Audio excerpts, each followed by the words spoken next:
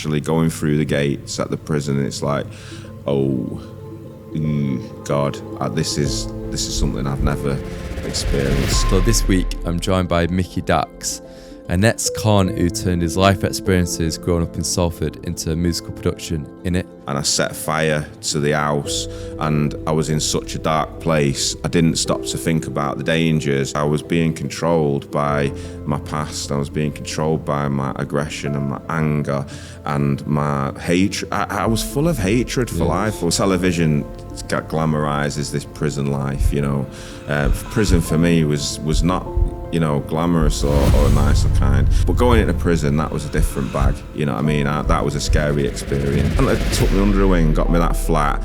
I probably, to be honest, would have found crime again to survive, but I found a different purpose. You never sneaked on that coach that day, and you never got that experience of going to like the London Palladium and seeing the theatre. If you never, that one moment in your life, do you think you would have still got into musicals or theatre? No, I really honestly don't. I really honestly actually don't. It's philanthropic. I want to see every child be able to get to the theatre for free, with free transport as well, because, you know, that every kid should experience that magic. Could you do me a massive favour and click follow or subscribe button? It helps the podcast out so much. So I'm Micky Dacks, and I'm a writer and director and an artist, I guess. I've had an hard life. I've been through the criminal justice system over a long period of time, and I just came out and found my feet and ended up writing a musical, of all things, writing a musical about my life experiences, which is how I've found myself here today with you, I guess. I know, yeah, no, it's amazing. I can't believe you've not done a podcast before as well, so I'm excited to get you on to kind of share your story. Thank you. If you go back to some early years, I think it kind of makes people who they are today. What was your early years, obviously, being brought up in like Salford? It was difficult. Like, I wasn't actually brought up in the heart of Salford, so to speak, like in your traditional, like, working class, you know, underclass, poverty-stricken household. We were poor, but not in that way. It was poor in a very, very different way. You know, both my parents worked, you know, and they had good jobs. So at the end of the day, you know, the thing with me, it wasn't about being, you know, neglected in the way of not having things. It was a way of being neglected of not parents just not having a presence, if that makes sense.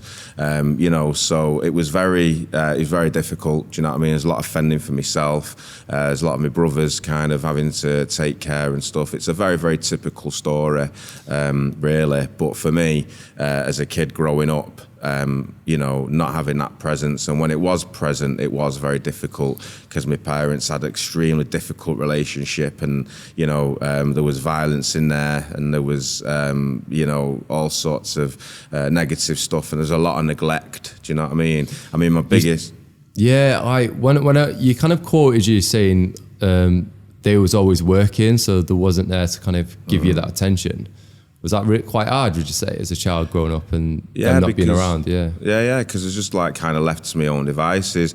My biggest memory, I have to say, which saddens me, and when I tell people this, you know, that they're a bit like, whoa. And to me, it didn't really mean much, but only in later life, was I just remember,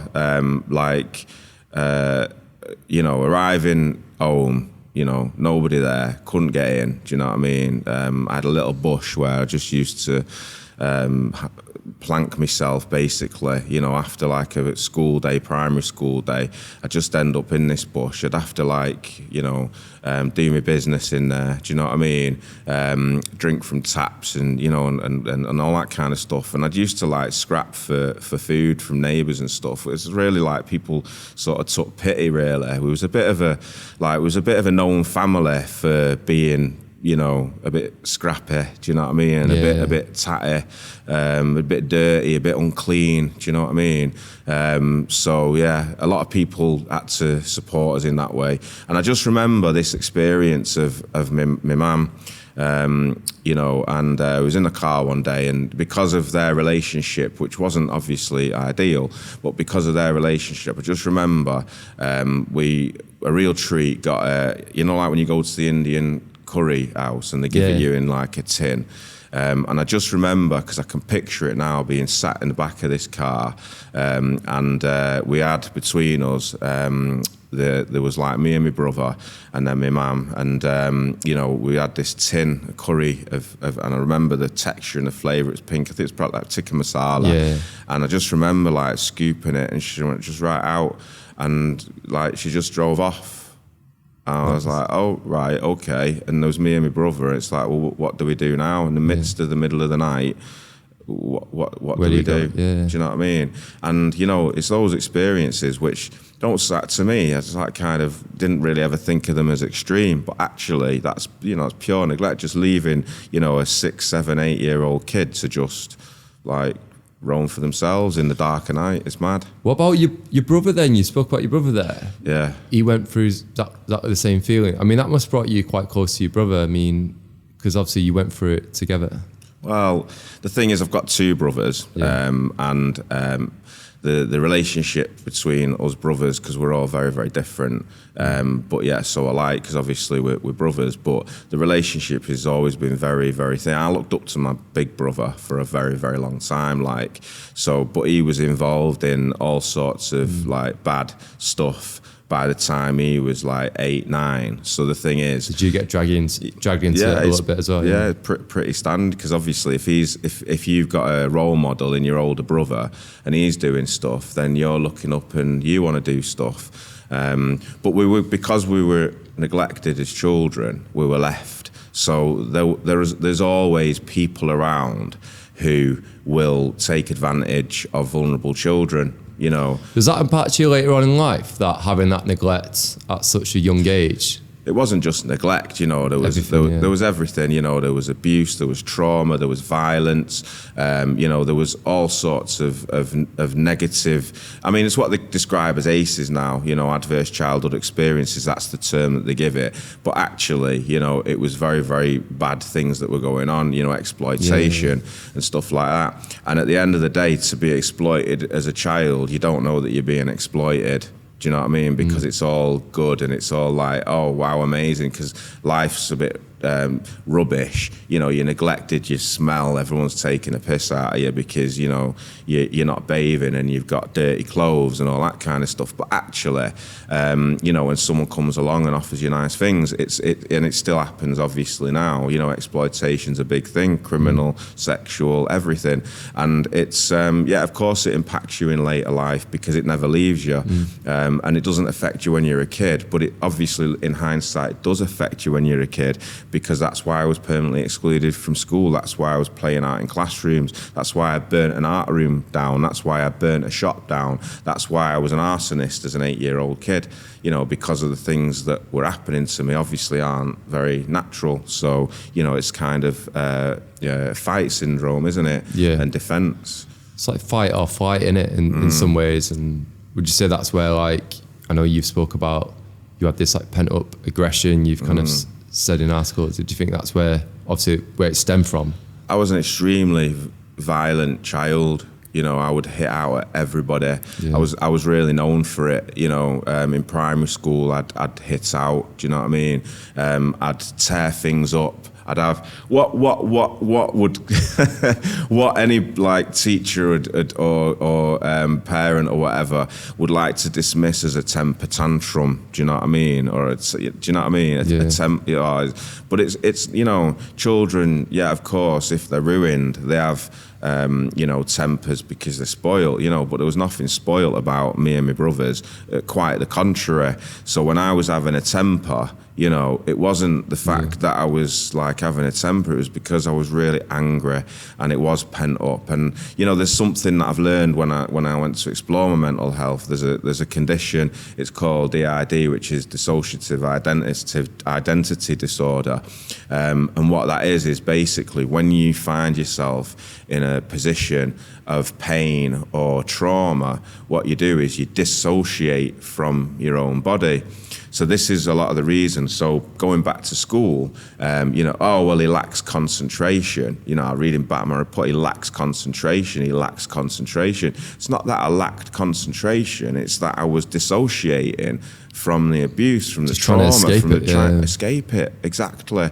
But, people don't look at it in those terms. And every day I'm going into schools, not every day at the moment because we're in production, but obviously, through the charity and stuff, which we can talk more about. But I meet children just like myself. When I go into schools, I see it. I see that dissociation. I'm like, that child's got trauma. That child's going through this, and that child's going through that because I've experienced it. And you can probably resonate with the kids as well. And I think if you spoke with them and you spoke to them about your experiences, because I think a lot of people probably haven't walked in your shoes. So obviously, when they're speaking to the kids, they probably don't understand the trauma or everything they've gone through. This is what I don't understand about people, Dan. Yeah.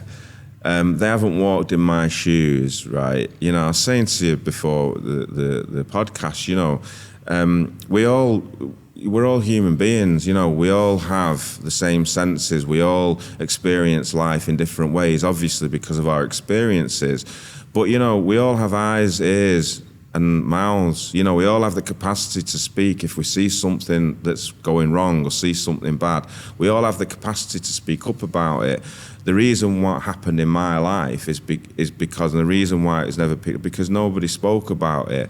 It was a dirty thing to talk about. They just rather brush it under the carpet. Don't want to deal with it. Yeah, they don't want to deal with it because after 4 p.m, most people in that, they just want to go home, and that's not the right thing. Safeguarding children is a full-time job. Yeah, it's like they don't want to take that burden home on their life, so they'll rather just forget about it or sweep it under the carpet. And that's why I ended up the way I ended up. That's how I ended up exploited, because those people who were saying that I was lacking concentration and having temper tantrums, actually, I wasn't. I was being really severely, badly abused and exploited. Yeah. And I mean, at 9 years old, the corner shop incident, that must have been life-changing in some ways, because is that the first time? It's not the first time. Not the first time, no, but yeah. No, I'd been setting fires for ages. Yeah. If ever there was a fire in North Manchester in like the 90s, late 80s and 90s, that was me. Do you know what I mean? And I was known for it. Do you know what I mean? I was just like the little arsonist. Do you know what I mean? And it started with just flicking matches. My brother had matches and he smoked young, so I was playing with matches. I just liked it because again that dissociation thing, the flames. So watching the flames grow and like just staring into them and that level of concentration and just seeing it grow and grow and grow, and then it'd get to a certain point, I'd be like, shit, do you know what I mean? Yeah, and I'd stop, and then by this time there's a whole bleeding house on fire or a forest on fire or a bit of green or something, and I'm like, that was me. Do you know what I mean? But I'm laughing about it. But I was only in a school about 3 weeks ago, and there was a class full of boys, and I was telling the story of me setting fires and all the rest of it and the danger, and we got some confessions that there was actually a group of lads doing this, and it's like, nothing changes. Boys will be boys, but there's a certain time when you've got to look and say, why are these kids setting such fires? And it comes back to that thing of flames, dissociation, and staring back, reflections. Yeah, and stuff. we used to do it as a kid actually. We used to go in the forest and we used to get loads of like wood and stuff, and like used to throw the the deodorant can. Yeah, and then yeah, away, flame there's a thrower. massive bang. So they used to do that all the time as a kid. But yeah, that's what kids do. Yeah, but absolutely. But there's a certain point, like you say, like if you're setting houses to fight. Like houses. I was gonna ask, have you still got a relationship with your mum and dad? So my dad's passed over. He passed over a long time. I was very young when he passed over. My dad's not with us, but I still speak to my mum occasionally. Do you know what I mean? And we've got an understanding relationship now. It's not. I wouldn't say it was close. Do you know what I mean? We're not like. It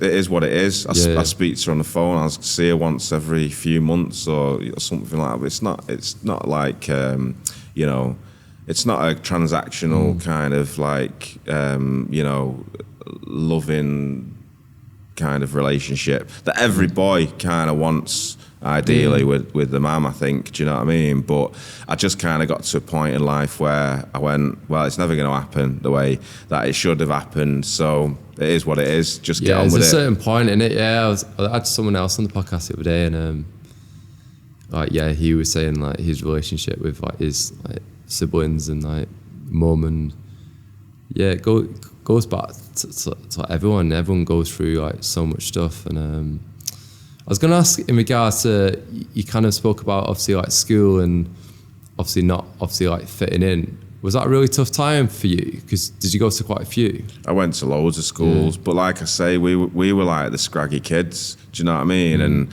like, you know, in every school there's the scraggy kids, and we were them scraggy kids. So there was bullying and constant like taunting, you know, and had to fight and had to defend, and do you know what I mean? And that was where the violence come out, because when I lost it, I really lost it. So it wasn't a case of just having a bit of a scrappy dap, do you know what I mean? It was a proper, like, I'd really hurt your head, yeah, I just red mist. And so the thing is, with having that red mist, that's what my reputation was, and that's why no one would take me. That's why schools really struggled to take me, because actually, and my brother had such a bad reputation because he'd been through the same thing. He couldn't. No school would have him either. Do you know what I mean? I mean, he went to more schools than me. He went to probably every school in Manchester. Do you know what I mean? So yeah, we had a bad reputation, our family, and that's that. And sometimes that reputation doesn't help. It follows you around. Yeah, it does follow you around. It's like a bad smell. And we did, you know, we were smelly kids, and we were scrappy, and yeah, we you know, I mean, it was like this thing, you know, it was like a Dacks disease, do you know what I mean? It was this horrible thing that just, you know, we was badly bullied, do you know what I mean? And that doesn't help when, as a kid, you know, you don't understand why that's happening.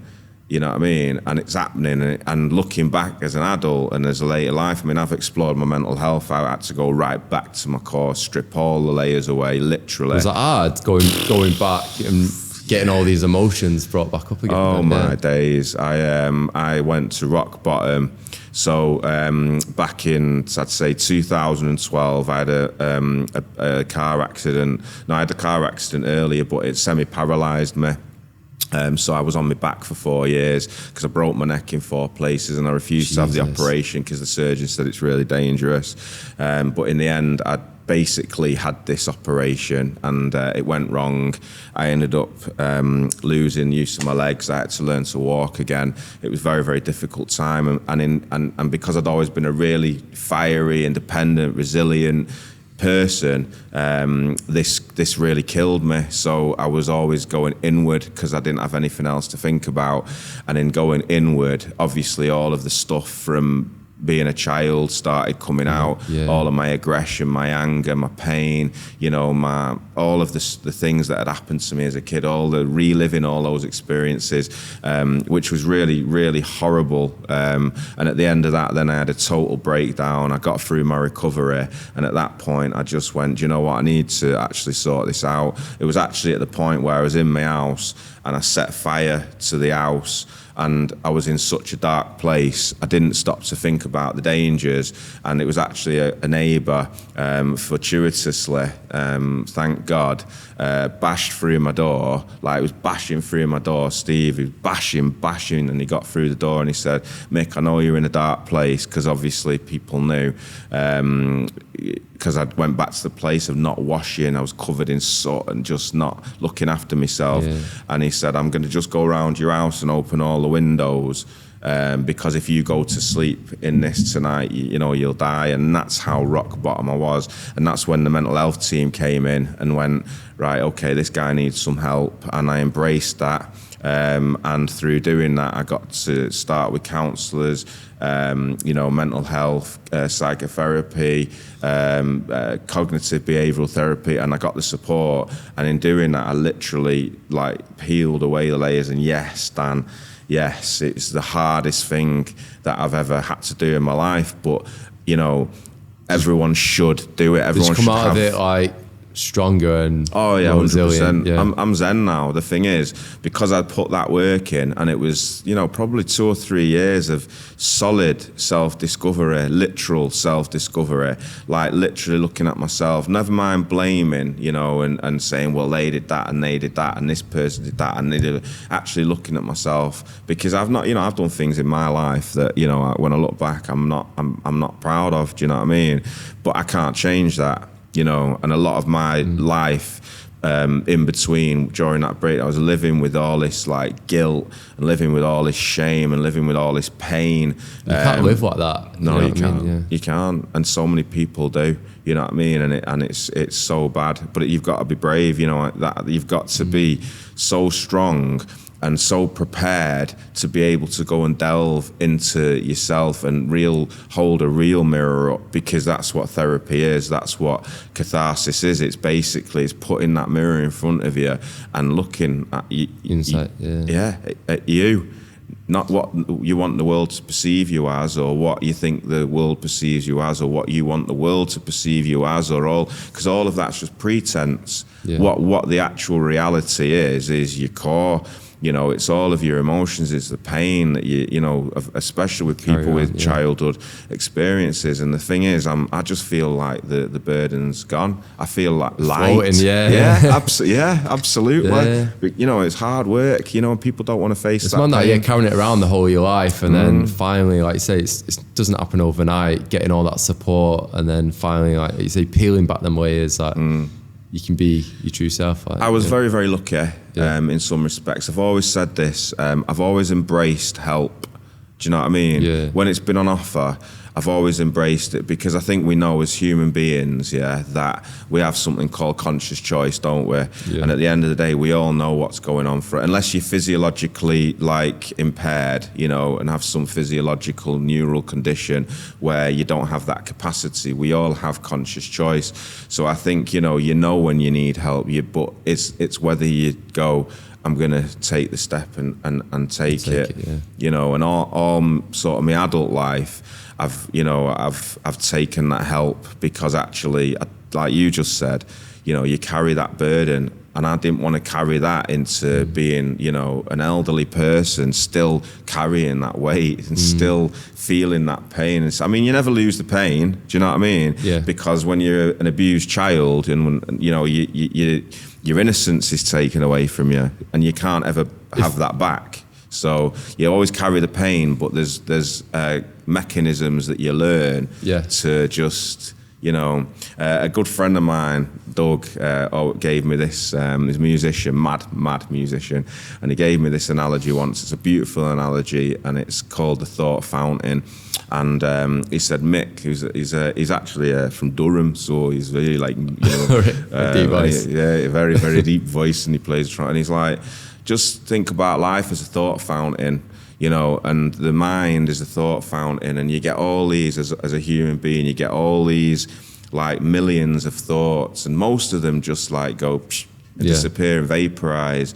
But then you'll get like some really ones that stick out and really go ping.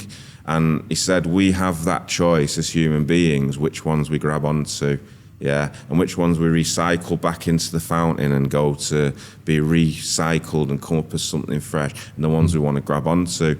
And that's just a beautiful, beautiful thing to think about, because actually that's what we are as human beings, you know what I mean? We have thoughts, we have feelings, we have emotions, but we do have that choice as to whether we grab onto them. Now, I didn't feel I had that choice before I explored and before I looked inside, because I was being controlled by my past. I was being controlled by my aggression and my anger and my hatred. I was full of hatred for life. I was going to ask, if you didn't have that car accident, do you feel like you'd still be carrying all these emotions now? Do you think you would have ever got the help with your mental health and get that support? I think the first step to my healing journey was when I came out of prison, because I'd had in prison, I had this again about like just trying stuff. You know what I mean? I've always been open to trying new things, and the maddest thing was acupuncture. So they came round and they're saying, right, we've got this acupuncturist in. Does anyone want to have acupuncture? And I'm like, oh, I guess me out myself for an hour. I'll go and have some acupuncture. Do you know? Not, yeah. And it was in the ears, like, and you know, it was this guy. Is it where they put the glass? No, that's cupping that. Yeah. This is in your ear, actual needles. Oh, really? Yeah. And I went in this room, and there was about 8 of us who volunteered, and they just, this guy just put needles in. I was like, what's this about? Do you know, this is mad. Do you know what I mean? And about an hour later, I just come round, and it had been like an hour, and I just thought, I didn't even know that I'd kind of gone under, and I tell you what, I just felt like floaty in that, and I think that just does something to you. I actually went on to study all that stuff because I was like, wow, it's amazing, and I think that was sort of the very start of my healing journey. And then when I went and sat in my doctors and said, I've got this stuff going on, you know, but it was the mental breakdown that was the tip of the iceberg. I'd always tried to explore, but I didn't quite have the courage or the bravery to really go there. Yeah. How was that time in prison? Because you said it isn't like what you see on TV. Well, you know, every you know, another Doug thing. Doug's philosopher is, you know, all fiction is based on fact, you know, and it's kind of true. But you know, television glamorizes this prison life. You know, prison for me was not, you know, glamorous or nice or kind. You know, when I went in prison for the first time, and I'd been in cells, do you know what I mean? I'd been in cells from when I was like 7 years old, police cells and like custody cells and custody suites and magistrates court suites and crown court suites, and I'd been in that kind of custody all my life. But going into prison, that was a different bag, you know what I mean? That was a scary experience. For the first, my brother had done time a few times. I'd been to visit. How long were you there for? 9 months. Yeah. But going in, Dan, was scary. You know, you get put in this Group 4 van, which I'd had the experience of, but actually going through the gates at the prison, it's like, oh, God, this is something I've never experienced. Scary. The gates shut. You get in. You're basically stripped. You know, you're told to go and thing, you have to squat, all of that that is the truth, you know what I mean? They do, I mean, they don't hose you down, I don't know where that comes from. You know, that's just like a figment of someone's imagination, you know, but you do squat and they do check that you're not carrying anything and all that. But then, you know, you get put in this room and it's nothing other than literally, you know, a 4 foot by 4 foot room that's like stinks of shit. You start naked. With a stranger as well? You're so either on your own or with a stranger, but you're literally there just waiting to be processed, and they keep you in there for ages and ages and ages, and then it was really scary because what do you do in days then? Like, are you just stuck in your cell? Days, you spend most of your days in your cell, to be honest. 23-hour bang up in most prisons, unless you're on like education or unless you work in the kitchens or something like that. For me, I didn't do any of that. But then eventually towards the latter part of my sentence, because I was shifted around, so I went to like 4 different prisons through the ship. They call it shipping out. Do you know what I mean? Where they like ship you out to different prisons, and they do like, so 1 minute you're in one prison, next minute you're in the next. So I didn't really get a chance to get involved in being anything in prison. But what I did do was I got something called CLATE, which is like computer literacy, when computers were just word processors, nothing more, you know, not like the posh things we've got now with, you know, technology. It was literally writing words, and that was a good thing because actually I came out with some level of qualification. It was a rubbish qualification, but it was something. What was your way into, you got writing poems in prison? Yeah. How did that come about? Because I didn't have anyone to write to outside. Do you know what I mean? You know, my dad was dead. He's probably the only person who I'd have wrote to. But he was dead. So at the end of the day, I didn't really have anyone to write to. So they give you a pad and pen and it's got your prison number on, and I just used them to write down my life experiences. Because when I talk about getting excluded from school, there was one subject that I really, really loved that I just wish that I'd have like really latched onto, which was English. I love the English. I love stories. I love listening to people's stories. I love hearing people's stories. I love English. And I just started writing my poems, you know, silly rhyming words like fat, twat, cat, sat, shat, you know, just silliness. And they just became, and then once I started writing and I ended up with pads full of like poems, just random scrabblings of stuff. And a lot of it's quite deep. Because those poems then became the musical, you know, that that's brought us together. Right. So you got like obviously like writing poems, and then did you do a course after that in creative writing? How did that? Was that through the poems then? No. So basically, I'd written this series of poems, and when I came out, there was I was really lucky actually, because when I came out. I landed, I got sent to, they have to organise, if you've got no accommodation, they have to organise you some kind of accommodation, and they give you a discharge grant. So basically, they landed me in Salford, which is where, you know, the musical's based and where these poems are based. But I landed in Salford, and I knew a few people here and there, but that wasn't my life. So the thing is, it was all a fresh start for me. And I was in this project called Sash, which was like an halfway house full of drunks, drug addicts, homeless people, really horrible place. You had no more than a prison cell as your room. Horrible, one cupboard, a single bed. It was hanging, curfews and all that. But every week I had to go and report as part of my licence to Salford probation, and so part of my weekly routine was ending up going to Salford probation, and my probation officer was just mint. Chris Ashton, she was absolutely. So yeah, said, when I was reading about that, like I just feel like did she take you under the wing and like more than that? Yeah, more than that. She just went totally above and beyond. She was honestly, you know, trouble with the criminal justice system. The reason why recidivism, which is when people come out and go back in and come in and repeat offend, the reason that happens is because prisoners, you know, they're locked in the system, they're stuck in the system, and they don't trust the system.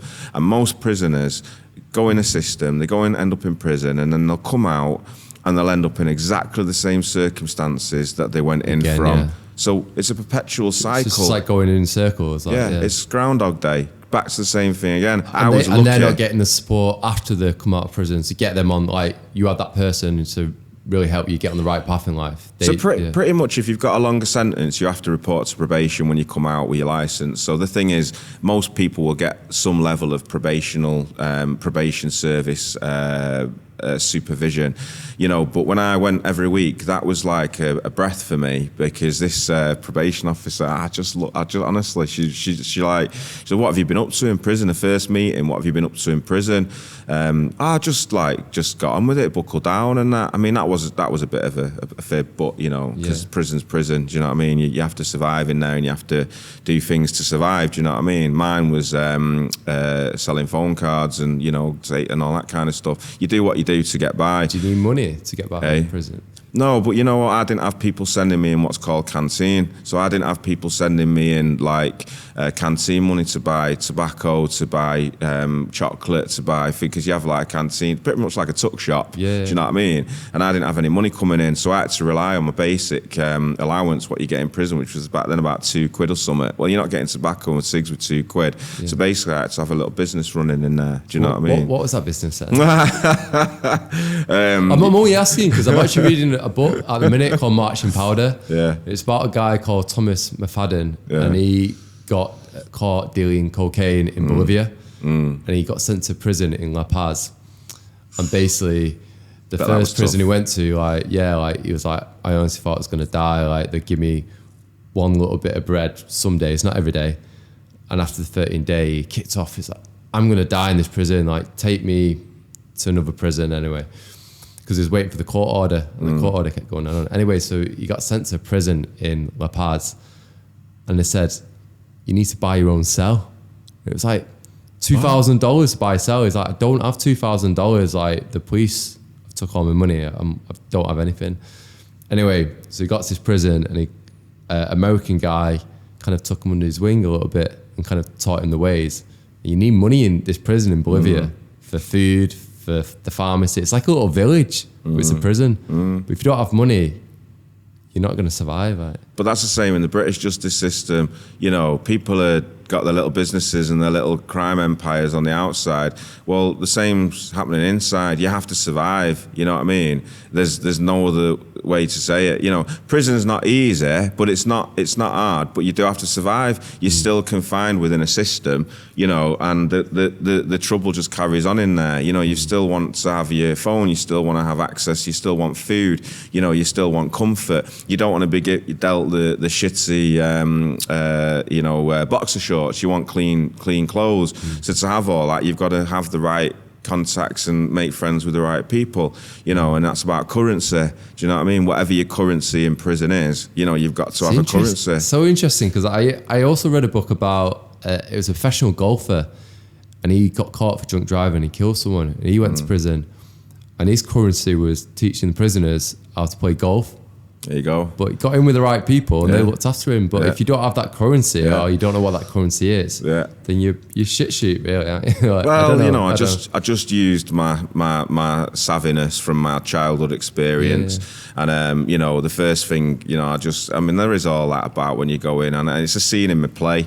You know, the contrived idea of bending over for the soap and all that. You know, of course, you're in an environment where there's full of men. Some who've been locked up for a long time, and of course, that goes on. It's not as prominent as like the media and all that. You know what I mean? But of course, it happens. It happens in any sort of penal system. Do you know what I mean? But short of that. Do you know what I mean? Actually, in the play, the reason why that's there is because it is very real. But yeah, having a currency, and my currency was, using my childhood experiences to be able to think on my feet and go, actually, how am I going to survive this being where I don't know anyone? And it was phone cards. Do you know what I mean? Phone cards at the time was a currency. You can't do phone cards now because it's all about pin codes when you're inside. Right, But when I was inside, it was phone cards, £4, £3, £2 phone cards, and everyone wants to use the phone. So for me, I was like getting phone cards,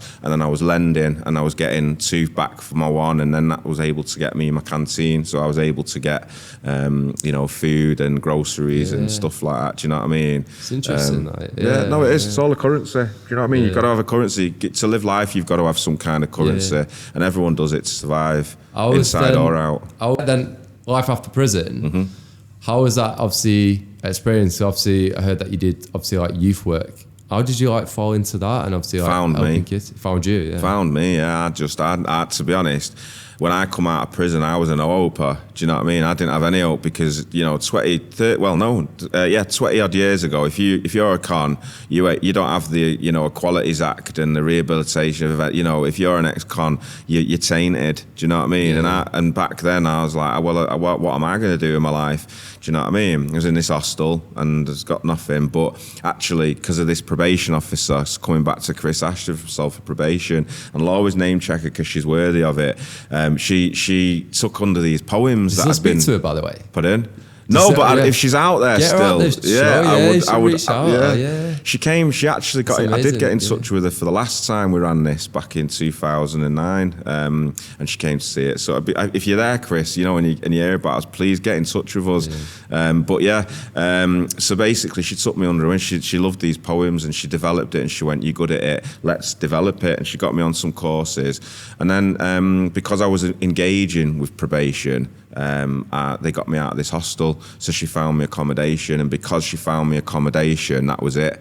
That was the life changer, and I ended up in this flat. I didn't have a pot to piss in, but I had a safe space, and I was just lying on the floor every night, just like going, literal, just wow, what? Yeah. So I was just like there, like wow. And then from that, basically, there was an estate. I was on an estate in the middle of Salford, really rough estate, you know what I mean? But I'd lived worse than that. Got the freedom now. Got the freedom. So there was a little community centre opposite my estate, and there was this. And I used to go in every day, like for my breakfast, and there was a group of lads, and they were just causing trouble. Do you know what I mean? And they were like, and I was like, I just stopped one day. I said, what are you doing? Do you know what I mean? What are you vandalising the place? Why don't you just come in, get a coffee, get a Coke, whatever, and just and basically got chatting, and I was like, who are you? And who are you? Don't know why. Doing all that stuff. And we ended up rap battling because I pulled out my poems. Do you know what I mean? Because they were like, well, who are you? I said, I just come out of prison, mate, and I'm a poet or whatever. And a poet, and started rap battling on it. And they were like, they latched onto it. So I took them in the centre, and they started using the centre for, and the vandalism stopped. And the guy who ran the centre just sort of went, well, let's get you in. You're good at that. I was like, all right, okay, you know what I mean? So give me a volunteering job. I ended up doing some like rapping workshops with some local kids. Yeah. And people then it just grew. And then this fella took me under his wing, and I was still under her wing. And then she kind of let me go, and then she just saw that I was developing. And but she just went above and beyond. If she hadn't have took me under her wing and got me that flat, I probably, to be honest, would have found crime again to survive, but I found a different purpose. I loved it, and it was natural. It's so important when you've got that purpose. It can change your life, can't it? And many others as well. Do you know what I mean? Like kids for me now are just they're my whole livelihood. Do you know what I mean?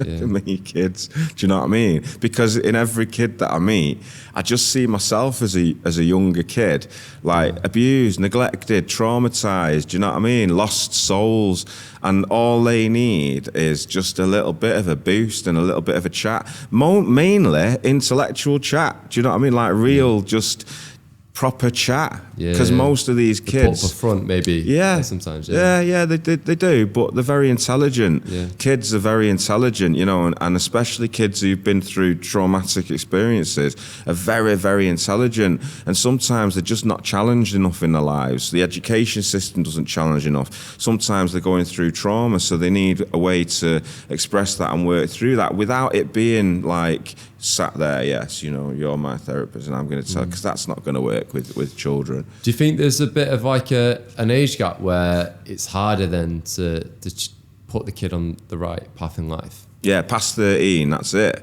You've pretty much got no chance at all. Oh, really? Yeah, and I'm dead brutal about this, because there's something called puberty, which again just seems to be a really dirty word. Do you know what I mean? But let's talk about it, because actually, when we all as human beings, male, female, or whatever, you choose to identify as, we all go through puberty. And once we've gone through puberty, that's it. Your mind is pretty much made. That's the last transition you'll go in through life, apart from the menopause, when you hit like 60, 70. So it's the last physiological and mental transition that you'll go through. Yeah. So past 13, that's why they couldn't reach me, because past 13, I was gone. I was a made man. I was like, I do what I do and you ain't telling me nothing. It's so hard then after that. Gone. Yeah. You've lost them. You've lost them to the system, and that is it. The last final chance you've got to get through to a kid, in my opinion. You can still, it's about unpicking. You can still get kids of 14, 15, and even, older ones that you can unpick, but it's a much, much, much, much, much more difficult job to do. Yeah. And it's more time consuming. Like with myself, I didn't, when I was 22, 23, do you know what I mean? I went exploring that, but it took years. Whereas if I'd have actually had that exploration work done before I ended up going through that change and being that made man, maybe things would have ended up differently for me, I really wanted to talk about the first time where you sneaked on that coach. Yeah. And you went to the podium. At our mutual school. Yeah. Was it Castlebrook as well? It was at Castlebrook, yeah. So basically, what was your? I just wanted to get to your head. What was that moment where you walked into Palladium and you saw the show? Wow. Yeah. I mean, God, geesh. Yeah, magical. Freedom. I mean, for a 13-year-old boy, right, who's all is going on in his head is bad stuff. Yeah, rage. To be able to have that experience, blagging my way on a coach, knowing I'm getting excluded because I've brought some of my gang members up to the school, and they've done some kids in for bullying, and it's like, get to the theatre, walk in the theatre, and it's like, wow, you know, just wow. Yeah. You know, the atmosphere, the tension, the seating, the velvet, the gold, the sitting down, the orchestra playing, you know, the lights going down, the curtains opening, and then all of a sudden these people just like dancing and singing on a stage, and I'm like, wow, it's just the sheep going. I mean, obviously now, you know, like as an adult, it's ridiculous. It's a plastic sheep, do you know what I mean? On a turntable. But as a kid, like who's got so much other stuff going on, this was pure escape. Yeah, this was magical. Do you feel? I want to ask, like, if you never sneaked on that coach that day, and you never got that experience of going to like the London Palladium and seeing the theatre, do you think your life might have been a bit different in regards to, obviously now you've got the musical Innit? Do you feel if you never, that one moment in your life, do you think you would have still got into musicals or theatre? No, I really honestly don't. I really honestly actually don't. I mean, I'd had an experience, Innit's based on real life. Every character in it is based on real life. It covers a lot of issues, and every single one of them is real and based on my story. But theatre, you know, had I not have experienced Joseph in the Amazing Technicolor Dreamcoat, no, I wouldn't, because my experience of music was when I was a kid. Musicians were dodgy people to me. Do you know what I mean? They were the predators, do you know what I mean? Yeah. So for me, music, that's why I hated music. That's why I burnt art rooms down in school, and I bashed instruments because they were my predators. So at the end of the day, for me, it was always a dark thing.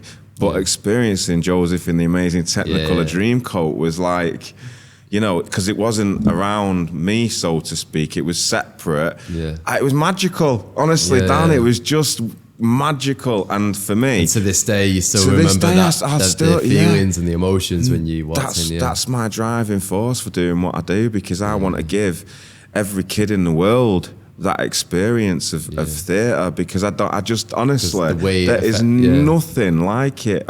Like I say before, I was a made man by the time I was 13, so there was too much going on for me for that to kind of, and Joseph isn't really, it's silly. It's a parable. It's biblical. It's silly. It's comedic.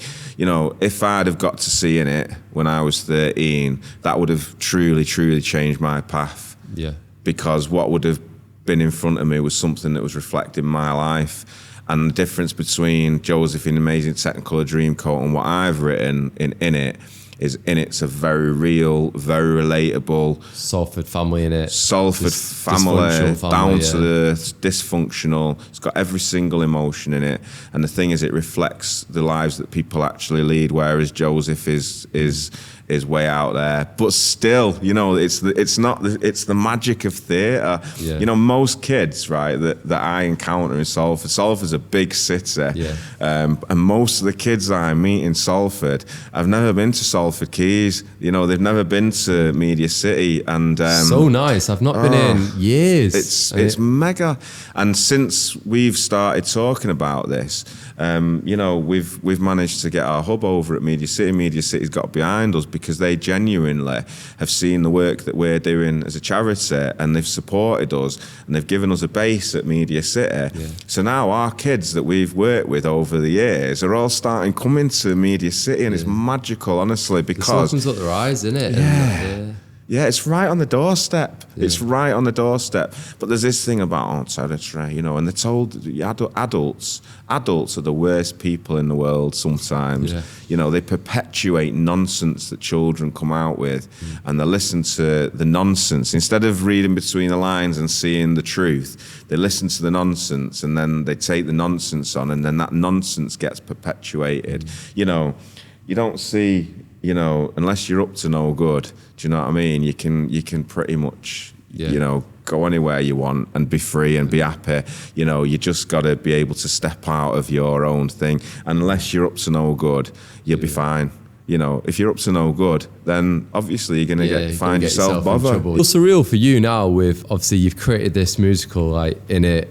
Obviously, you did, the first one was obviously a few years ago. Now, bigger production, more people, obviously the Lowry. I mean, it must feel surreal, innit? Like, because obviously it's part of your life, like your soul's in this play, and to see it's come to life, and that the fact that now it's going to like help kids. So this is what I'm telling my company of actors every day in rehearsals, you know, is yes, this is a big show, it's a great show, it's full of wonderful songs, it's full of it's a roller coaster ride of your life. You'll be in floods of tears, you'll be laughing, like belly laughing at moments, because we've taken a bunch of scallies and, you know, put them on stage, you know, telling their stories, you know, in a murky world. But you know, ultimately, for me, Innit has always been about reaching young people and getting young people into theatre. Do you know what I mean? I didn't set out to do this to, you know, make my millions of pounds. I'm not interested in money. I'm not motivated by that. What I'm motivated by is when thousands of children between the ages of 12 and 15, but 12 and 13 specifically, and you know, some are 14, are coming through those doors, and experiencing theatre for the first time, and not just some weird and wacky, you know, like airy fairy. You know, it's got that, because you know what, I'm musical and I can do musical theatre, and but it's got elements of that. But actually, it's real. They're coming through the doors and they're seeing reality. But in a really positive light. It's life mirroring art and vice versa. And for me, if one life, even just one, there's thousands of children coming because we've paid for them to come, but if just one of those children has their path changed and doesn't have to experience the pain and anguish and fear and anxiety and trauma that I had to go through because of the results of, you know, negative influences in my childhood, then Innit has done its job. Absolutely, 100%, just one. But you know what? All it takes is one. Just one, mate. Honestly, it's mad sometimes, because sometimes, like, I'll be honest, I can get caught up in like the metrics and numbers of likes, shares, how many people listen to the podcast. But when you just get that one message, on Friday I got 2 like beautiful messages. One was like, I've been watched every episode of the podcast, absolutely love it, and then another one was from a guy, and he was saying like, look, I'm 22, like, you've changed my perspective on my food allergy, like, you can go abroad and go out with your friends and live a normal life.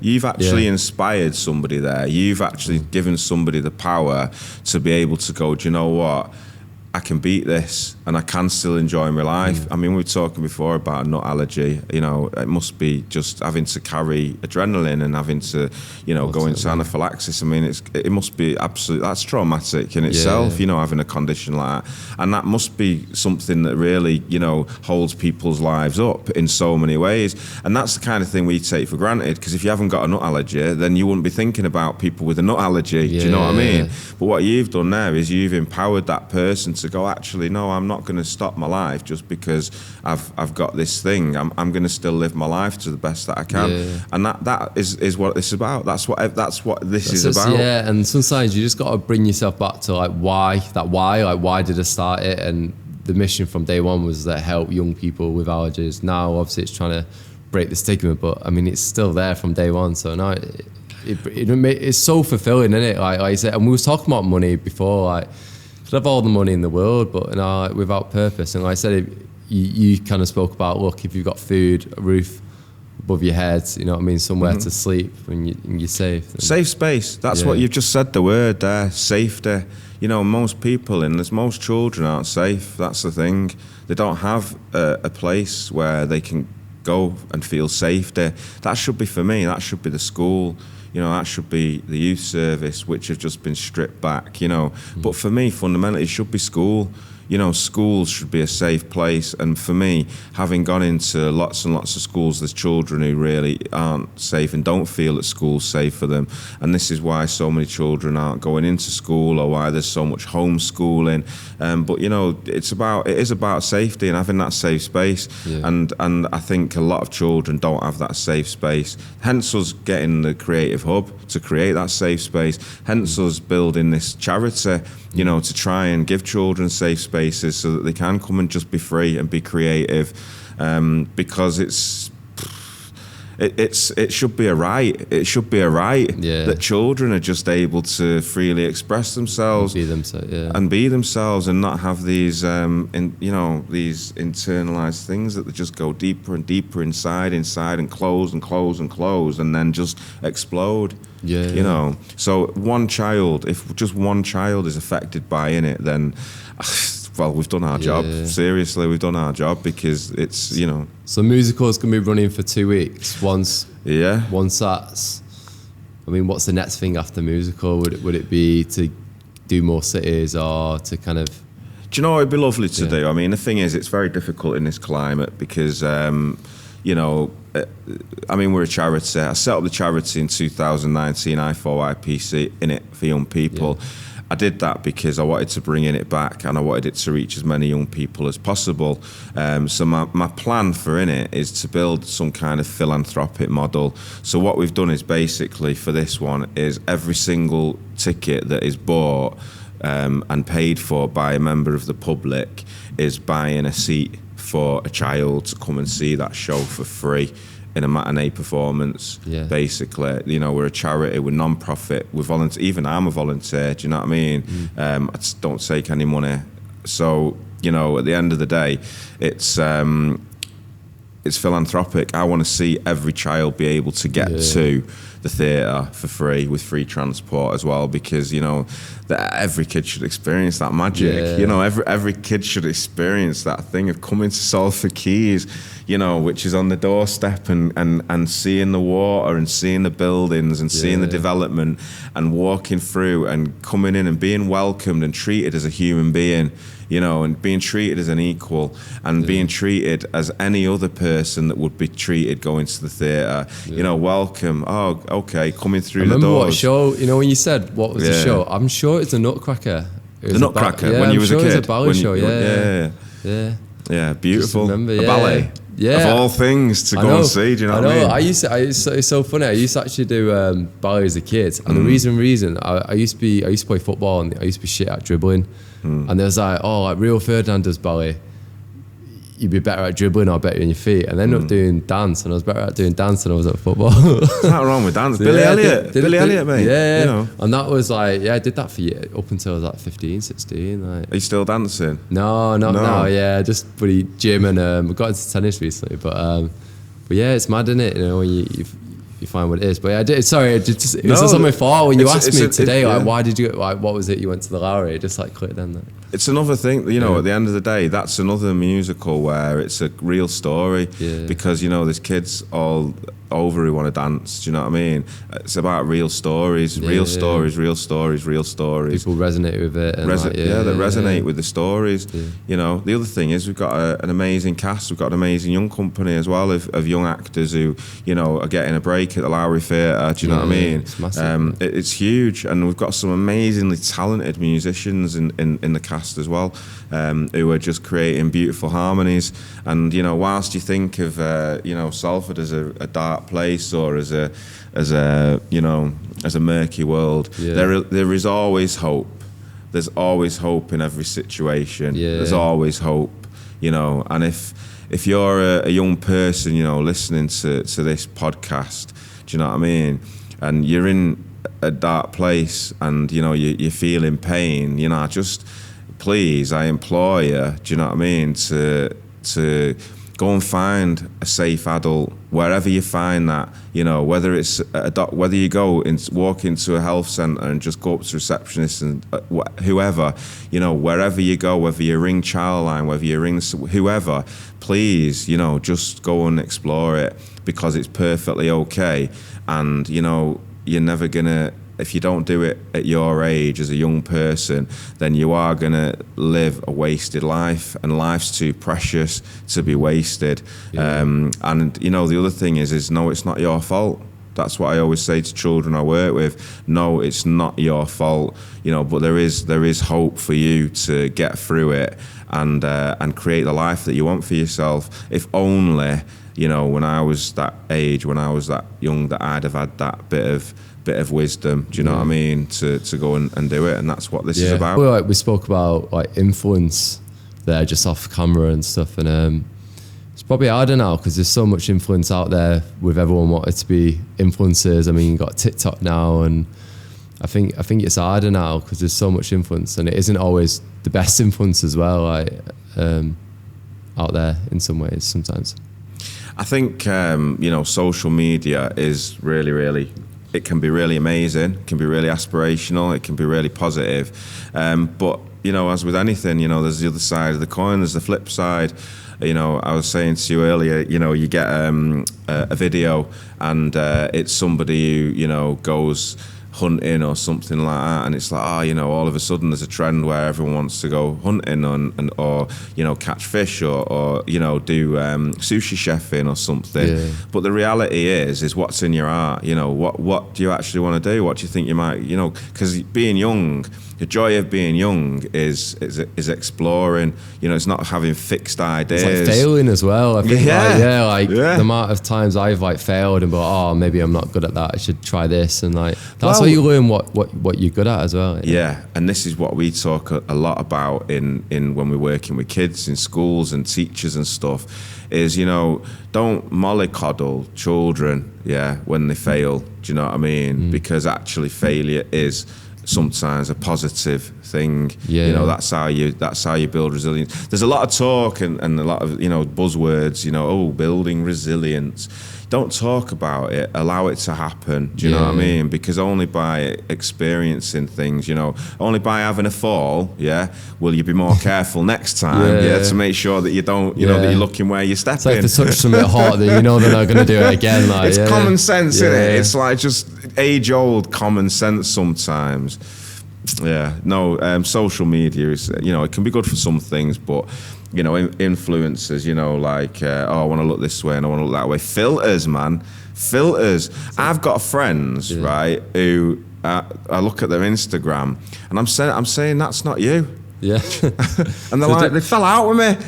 You know what I mean? Because I'm like, that's not you. Why are you putting pictures and sending me pictures? Because it's not you. There's a girl I used to work with, and she was like an influencer. I think she was like using like 3 different apps for like Facetune, and then like it's just like, you're not that person. So like it's crazy because I think like people want to be perceived to look a certain way or have this lifestyle, and like a lot of the time that isn't their lifestyle. Like it's just that's what they want people to think of them, and like it's hard now, I think, for kids. Like it is.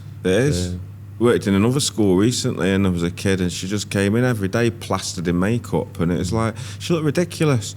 She looked like some, you know, and I just told her, do you know what I mean? You look ridiculous, lovey. Do you know what I mean? You actually look ridiculous, you know, and whatever was in her head that, you know, she had to be wearing all this plastered makeup, and they couldn't get her to take her makeup off. I was like, get to that bathroom. You've got 30 seconds, to get that makeup off, because you know what? You just look ridiculous. And you know what? Sometimes people are just a little bit too afraid in this day and age to say things like that. But if you don't say it, then how are they ever going to know?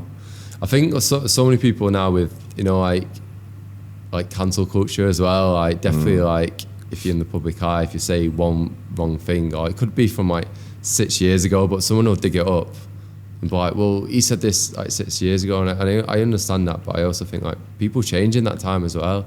What someone said 6 years ago might not be the person who said it today, kind of thing. So yeah. All I'll say is, if you're easily offended, do not come and see Innit. Seriously, honestly, you know, you're gonna hear words that you're gonna think, oh, you know, and you're going to hear a bunch of scallies, how they talk on the street corner. That's how real it is, you know. So scallies, you know, or roadmen or chavs or however you refer to them, which part of the world you live in. Do you know what I mean? Yeah. Hoods in New York, wherever you're listening from, because you get listeners internationally. Do you know what I mean? Watchers internationally. It took 7 months to find the right cast or the right people. 7 months, yeah. How many kids do you see then? Thousands or? We saw I think about 600 or 700 people we saw for it. Yeah. But we wanted to find the right people, you know, because the thing is, when we did it last time, we had a representation that may have not been kind of quite the accurate representation that I wanted. And I think, you know, we are looking at a murky world. We are looking at a real world. We are looking at a group of scallies and a couple of young people who fall in love, you know, and against all the odds, there is hope that these young people find, you know, and each of them has a redeeming feature. Each of them have redeeming qualities. Each of them are human beings.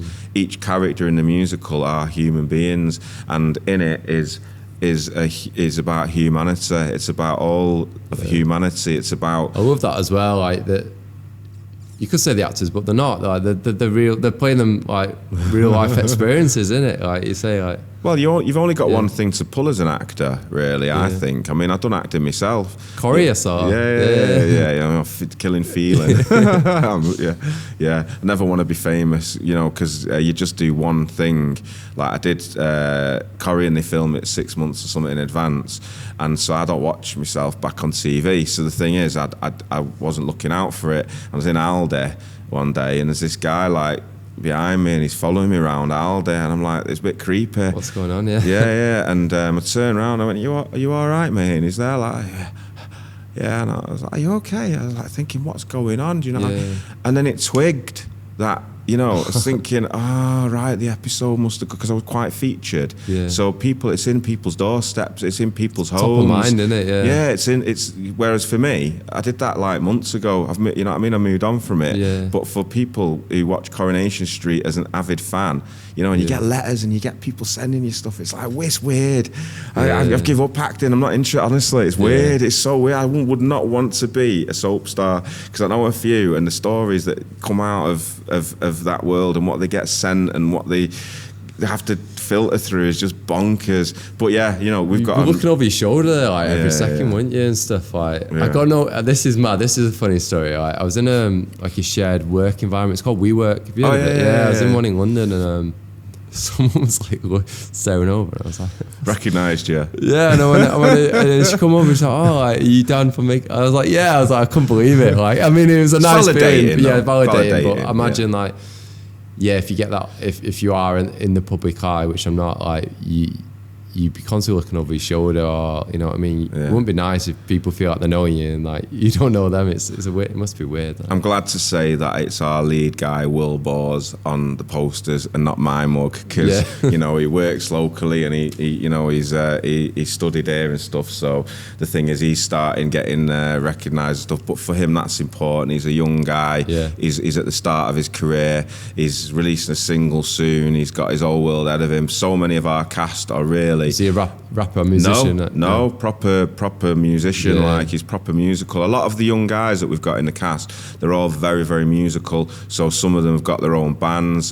Jack Carroll, he's got his own music going on. He's a producer. He's actually produced one of the tracks that we're going to use in the show as a prelude. So, you know, I'm not going to give any more than that away, than saying there's a prelude at the very beginning, and Jack has produced that for us as part of this process, and he's amazing. You know, we've got all sorts of cast from all over, you know, the north and all over the place, and you know what, they're all incredible, every single one of them. They have just brought that. We've got an actor called Barry who's playing the part of Smithy. Smithy is a guy who's suicidal. He's a lifer in prison, and you know, he sings a song called "Never Wanted to Return." And I was talking to you about before about "Never Wanted to Return," and at the end of the day, he just brings like this magic to it. Energy, He brings it alive, and that's really vital.